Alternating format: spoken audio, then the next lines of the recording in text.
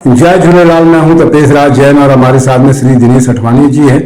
छत्तीसगढ़ सिंधी सेवा महापंचायत में आप प्रवक्ता के पद पर हैं। इसके साथ में भाटा गांव व्यापारी संघ के अध्यक्ष हैं और बहुत सारी संगठनों से जुड़े हुए हैं। शिक्षक सुंदरानी जी को किस तरीके से याद करना चाहेंगे? 28 अप्रैल के उनका जन्म दिवस है, क्या कुछ कहेंगे साहब?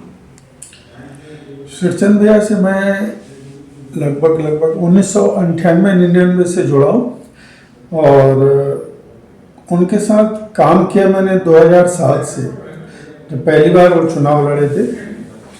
और शिवचंद भैया हमारे सिंधी समाज के सर्वमान्य नेता हैं। सामाजिक और राजनीतिक तौर पर उनकी जो छवि है, एक ईमानदार व्यक्ति के रूप में छवि है। उनके नाम पर कोई भी कभी आरोप नहीं लगा और उनसे जितना बन पड़ा सिंधी समाज के लिए काफ़ी कुछ किया है। अगर उन्हें सिंधी समाज का भीष्म पितामह कहा जाए तो इसमें कोई त्रुटि नहीं है।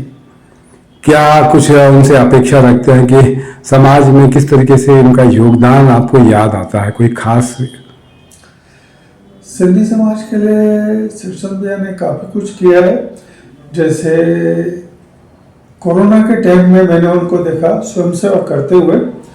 तो कोरोना के समय वो हमको कहते थे कि आप घर घर जा करके राशन दे जाओ, कोई भी आपका लेने नहीं आएगा, आप उनके घर जाओ।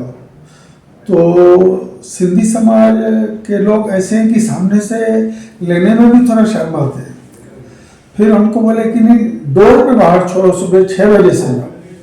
सुबह 6 बजे से जाके हम उनके डोर के बाहर छोड़ के आते थे और कभी जिज्ञासा होती थी उस राशन का क्या हो रहा है। थोड़ी देर रुकने पे देखते थे हम कि दरवाजा खोल के अगला ग्रहण कर रहा है। मतलब सेवा कुछ ऐसे कि उनकी सेवा है, नमन है जी, नमन है उनकी सेवा को। किस रूप में याद किए जाए? क्या लगता है कि समाज को और क्या जरूरत है? सिंधी समाज के पितामह हैं और जिनके लिए एक शब्द उपयोग होता है पुरोधा। तो पुरोधा शब्द बना शिवचंद सुंदरानी जी के लिए पूरे सिंधी समाज को एक साथ लेकर चलना। उन्होंने कभी ये नहीं देखा कि कौन विपक्षी है, कि कौन हमारे बारे में अच्छा बोलता है या नहीं बोलता है। उन्होंने ये देखा कि फलाना हमारे समाज का है तो उसके लिए हमको अच्छा ही करना है।